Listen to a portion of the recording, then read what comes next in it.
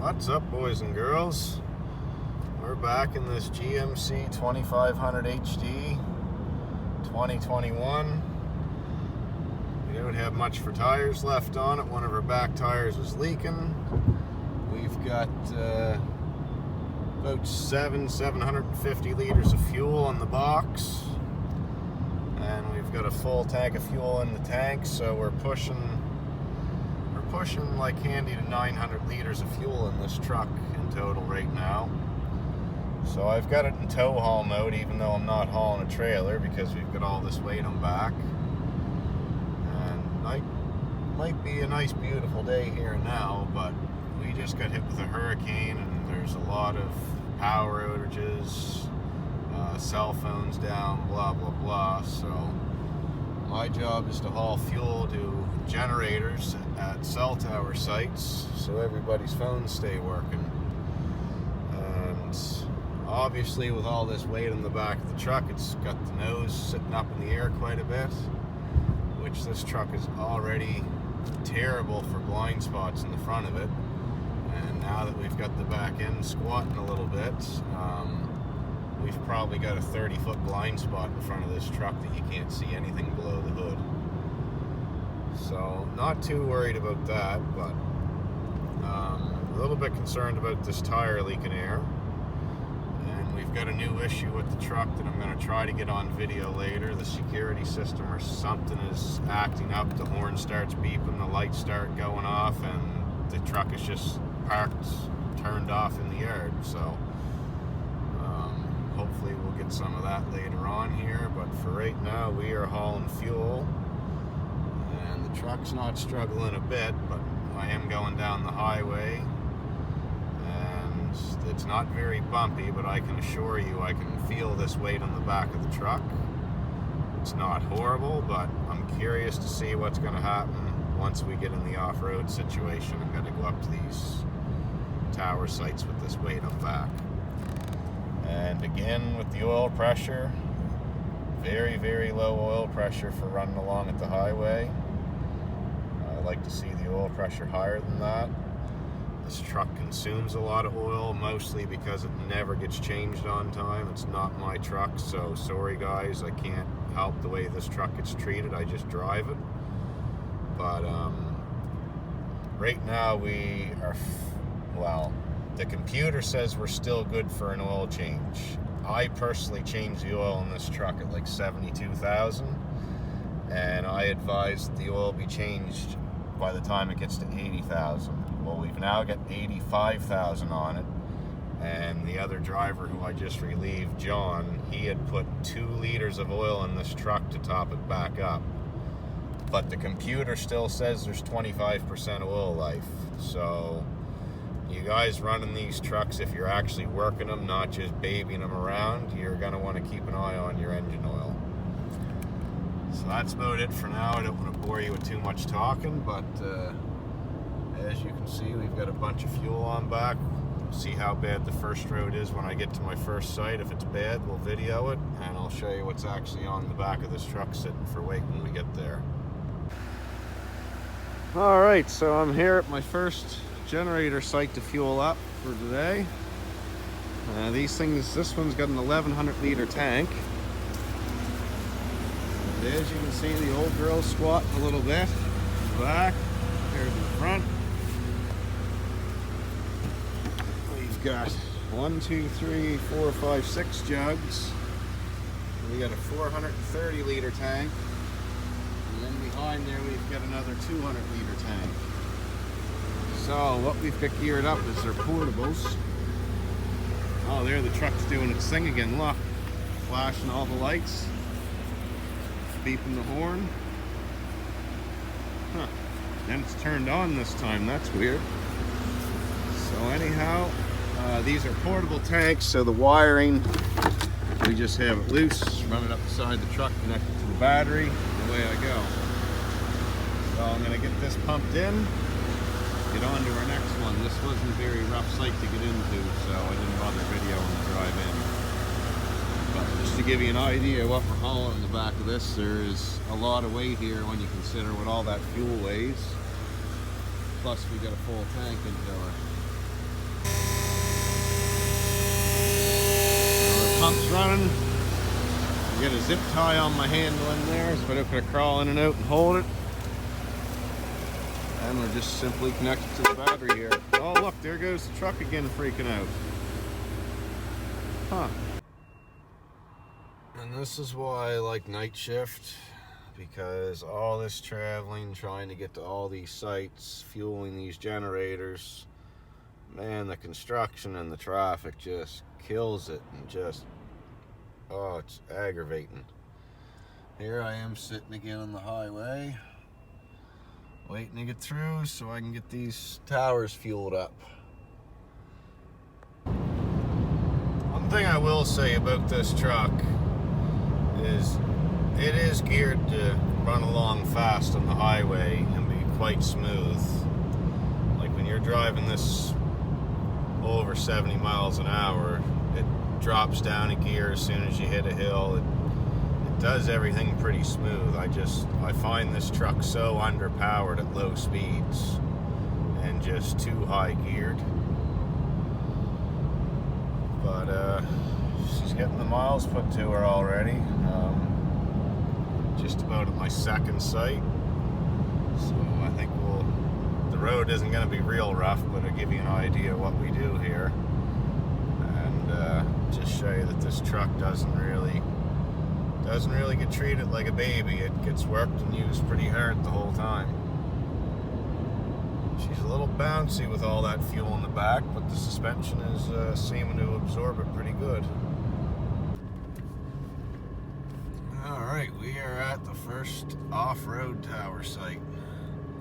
Most of these buggers are up mountains, through wooded roads, washed out roads.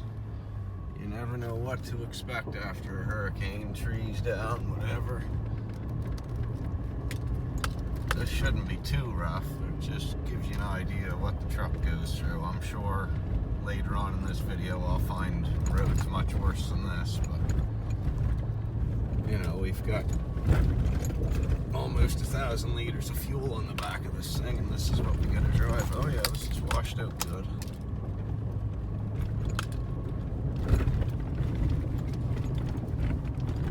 Hardly see over that hood there.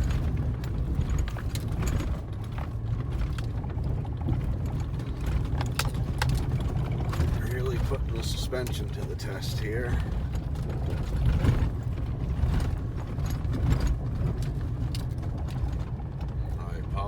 For the sun glare, I can't really help it. The sun is directly in my face. Windshield's a little dirty on her too. Once we get up here around the corner, it shouldn't be so bad. So like I say, this one is very, very mild compared to most of them.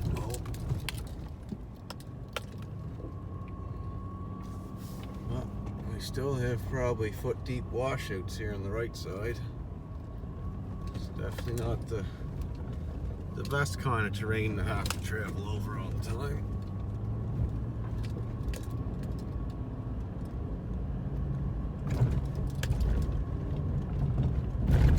No scary noises coming out of the suspension or anything though. It seems to be taking it quite well.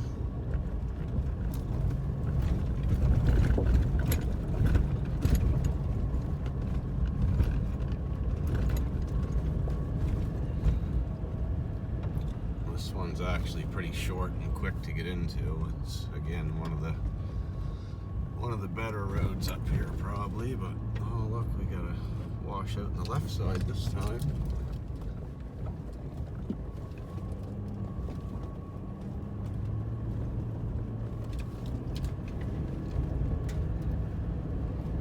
One thing I will say about this truck, it's got a really, really, really good rear diff into it. It takes a really good bite in two-wheel drive off-road. You pretty much only put this thing in four-wheel drive if you know you're going to get into trouble. It's pretty hard to get into trouble with this thing unless you're in deep snow or deep mud. It's quite capable.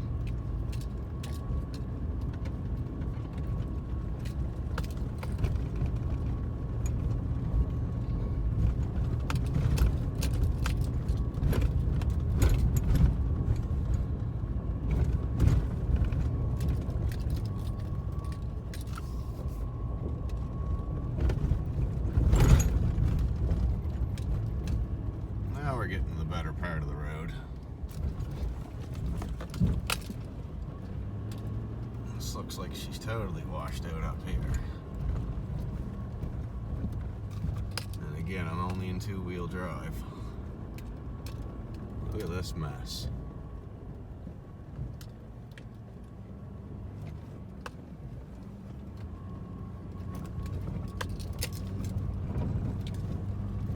She's big time washed out here on the left. Holy.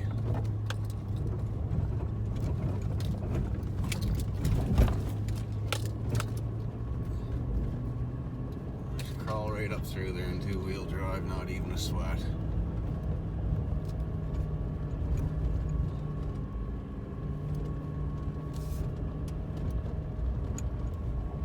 That sun glare is awful.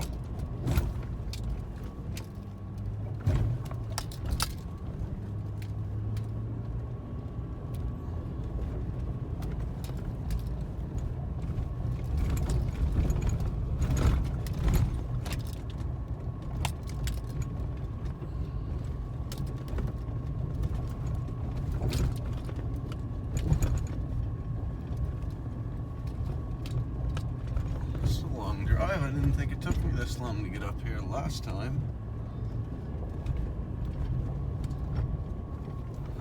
Last right. Oh, this is all washed out too, huh?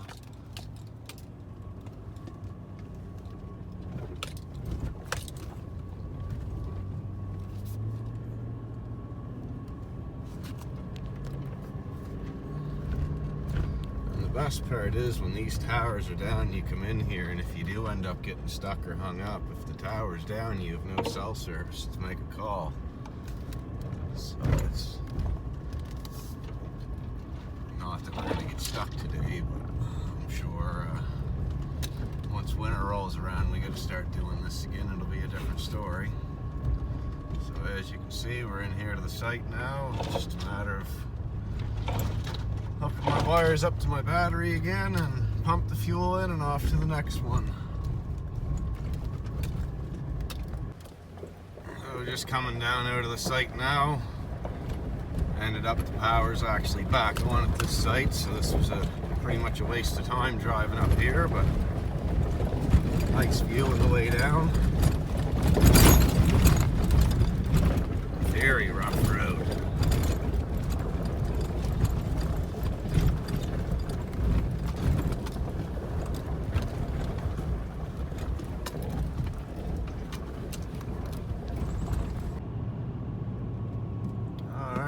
Starting the night shift. We've got almost 500 kilometers on the truck today already, and I drove a different truck up to Cape Breton, so this truck I've only been driving for about half the day, but we're gonna climb Cape Smoky right now, which is a mammoth of a hill in Cape Breton. We've got our fuel tanks on. As you can see, the lights in the truck are really nice. Nasty turns here, so we're just gonna cut them a little shy here because there's no traffic.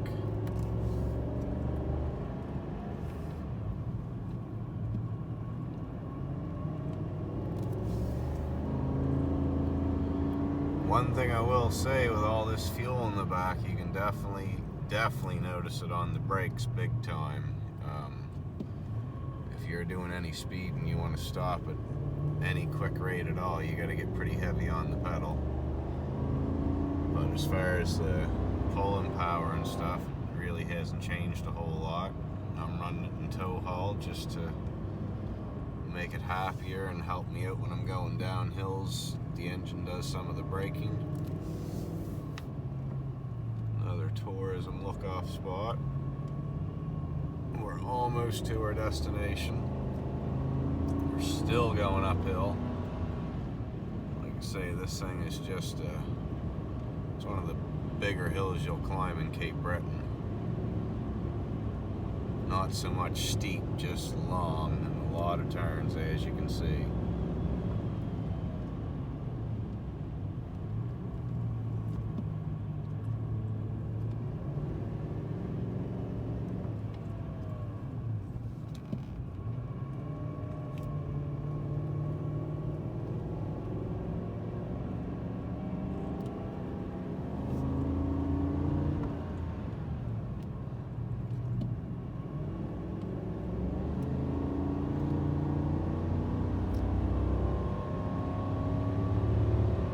Yes, I'd say you can definitely notice it on its back going up the hill, but I'm used to hauling trailers with this truck, and as long as you're under 9,000 pounds, this truck isn't bothered too bad.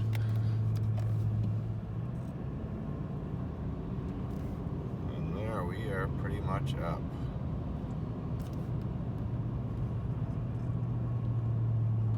If it was daytime and I showed you how far we just climbed uphill, it's pretty incredible the view up here in the daytime. If you've never been on the Cabot Trail, it is a pretty glorious sight. Alright, so we are at the Tower Road. Let's see what adventure this brings.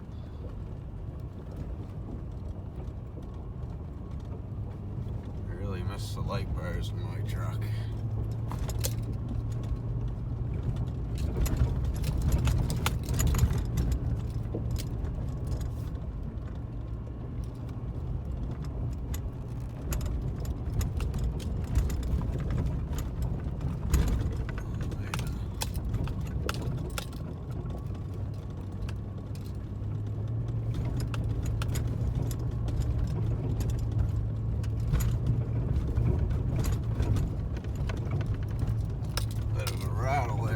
Somewhere. These roads here will definitely bring the rattles out of her. It sounds like a sway link or something in the front end.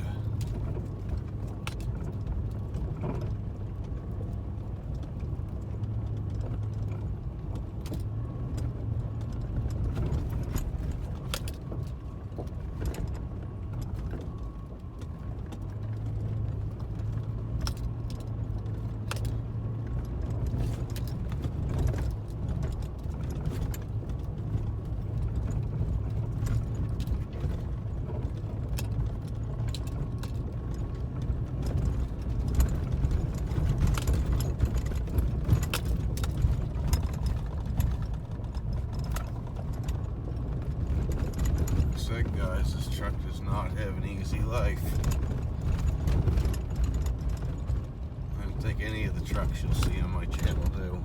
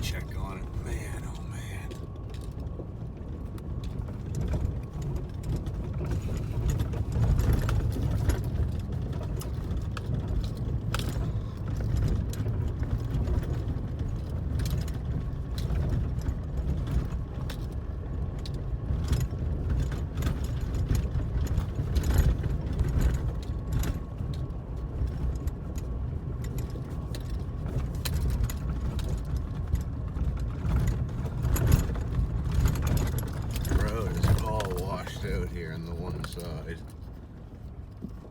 Like we're just driving over a rock pile. The truck's taking it good. Oh, there's some more of that front end noise.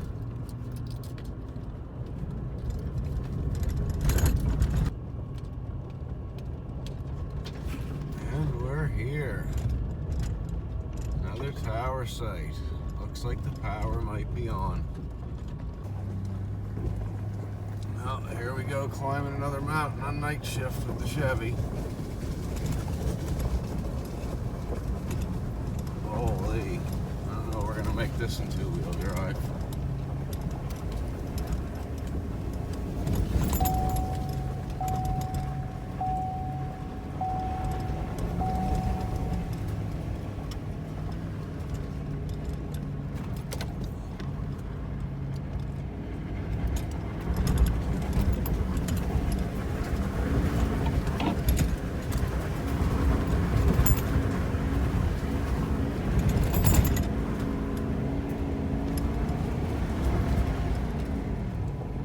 Whoa.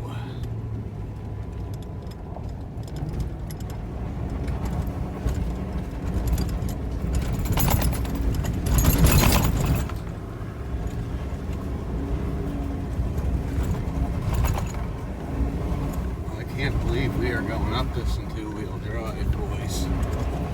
Holy. Wow, that's steep.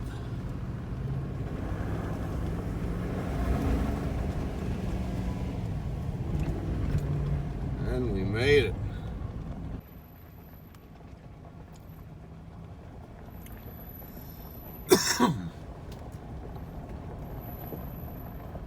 Crawl back down this mountain here.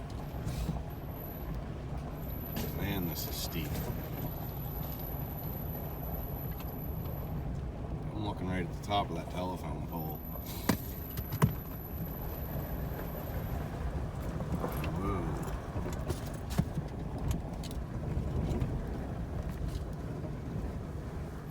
Old ABS brakes is working.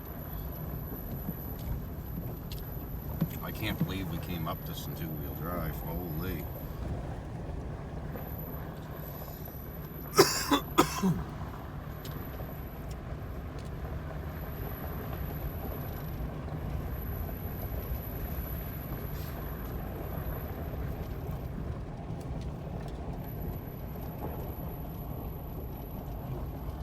Man, I'm telling you boys, this is steep. I'm almost uncomfortable in the seat. It's that steep.